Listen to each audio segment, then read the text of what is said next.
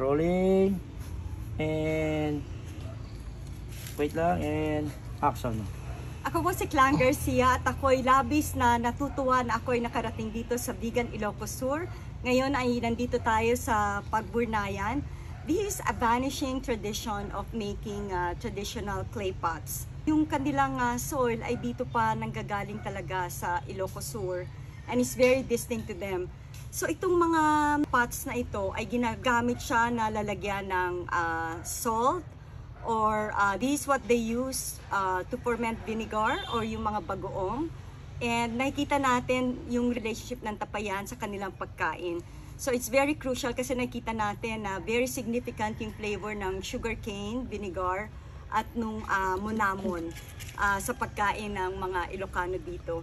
And kung makikita natin, it takes you back in time. So para kang hinugot sa kasaysayan ng Ilocos Sur. I wish makita ito ng mga ibang tao. I hope you can visit Vigan, Ilocos Sur for this phenomenal experience as a way of promoting tourism, and through that we'll be able to sustain heritage. Kung may mga kailangan kayo, lalo na yung natural enthusiast or in the culinary world, please buy some of it and use it for fermentation. This will help support our pottery artists in Vigan.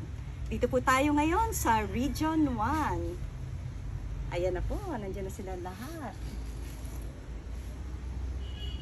Okay, and cut. One more, ma'am. Pakisabi nga po to.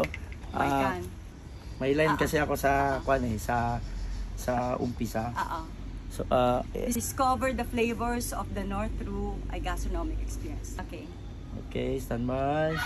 With hand gestures. Ganun, stand by and smile. Smile po, chef. And 3, 2, 1, and action. Discover the flavors of the North through a gastronomic experience.